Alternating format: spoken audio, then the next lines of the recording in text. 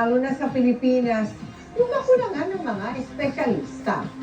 Pero sa tulong ng telesurgery, posible na makagawa dito ng mga medical procedures sa mga doktor kahit nasa malalayong lugar pa sila.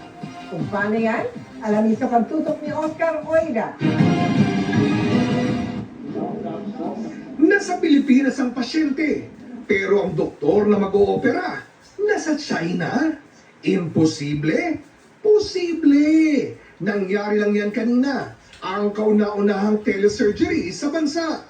Sa pangunguna yan ng mga espesyalista mula sa Urology Center of the Philippines, gamit ang tinatawag na MedBot, inoperahan ng key leaders and urological surgeons ng UCPI na sina Dr. Pedro Lantin III at Dr. Jovido Agatep na nasa Shanghai, China, ang 73 anyos nilang pasyente sa kanilang ospital dito sa Quezon City. We're going to perform the robotic-assisted radical prostatectomy for a patient who has an intermediate risk of prostate cancer. So it's going to be 6 holes, buttonhole surgery, and it's docked with the trocars, and the robot will be docked also. So after that, it will be directly to the surgeon, to the consult surgeon, done by Dr. Agatep, and as well as Dr. Irastosa, who is in the operating room. Ang isa sa mga anesthesiologist, asawa pa mismo ni Dr. Agatep na si Dr. Lorlin. Excited din ako sa milestone na to. Milestone for UCPI and for the Philippines siguro kasi first time to gagawin. Ang mga medbot na gawa sa China, may mga robotic arms at monitors na nakokontrol remotely sa pamamagitan ng internet. The main advantage of the robot, one, you have less blood loss, less scarring, faster recovery because it is highly magnified 10 times than the usual laparoscopy. And the instruments, you have more than 7 degrees of freedom. The camera is dual. I mean, you have a binocular. So it's highly magnified. Things that you cannot see with open surgery, you can see with the robot. It's very precise. Internet-dependent ang procedure.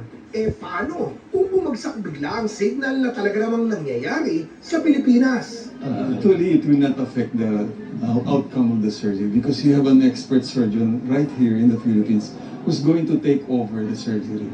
Yeah. In case we have internet failure, power failure.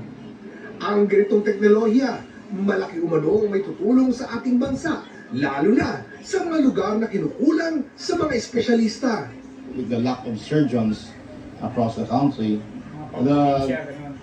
the future here is that you can have these robots in different municipalities, in different islands, but you cannot provide all the doctors. So the doctor, the expert surgeon can be here in Manila doing the operation through the consult, through the internet, with the patient either in Masbate, in Sulu, in other remote parts of the country. Tumagal din ang telesurgery ng mahigit 5 oras bago matagumpay na naialis ang malignant prostate gland ng pasyente. Congratulations and thank you for the surgical team in Manila for helping us, the staff, the residents, and the consultants there. So, we did a good job, Aga. Yeah, it's a very hard case. So, it's not a middle of the run case.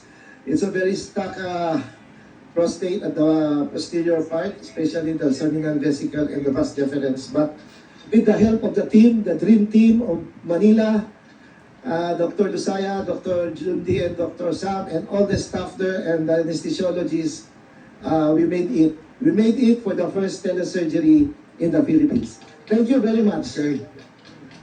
Oscar Oida, nakatutok, 24 oras.